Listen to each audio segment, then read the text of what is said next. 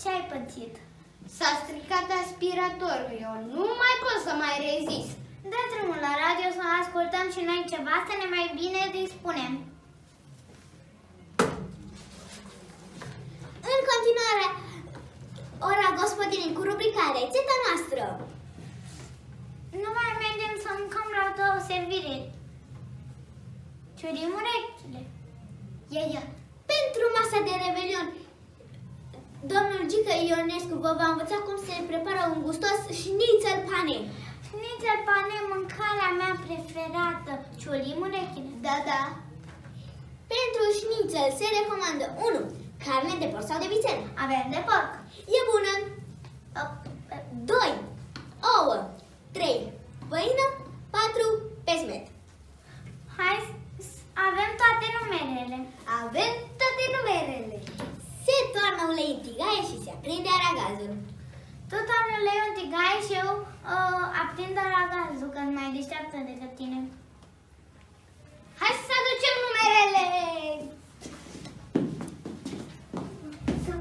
Tăvăliți carnea prin ouă, făină și pesmet și îl puneți în tigaie. Când crusta s-a rumenit, este gata de servit la masă lângă alte garnituri. Vă dorim poftă bună și la mulți ani! Ora gospodinelor cu rubrica Rețeta noastră a luat sfârșit.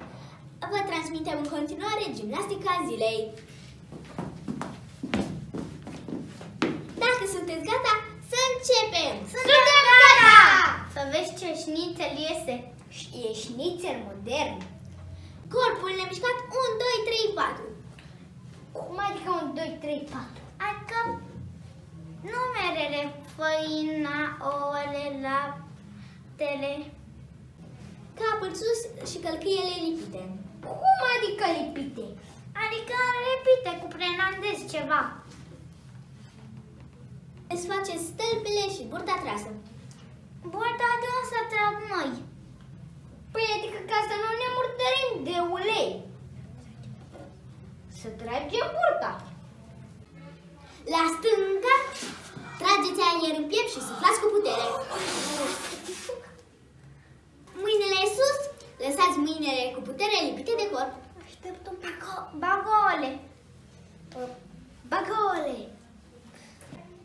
Ridicați mâinile sus și le lăsați cu putere lipite de corp.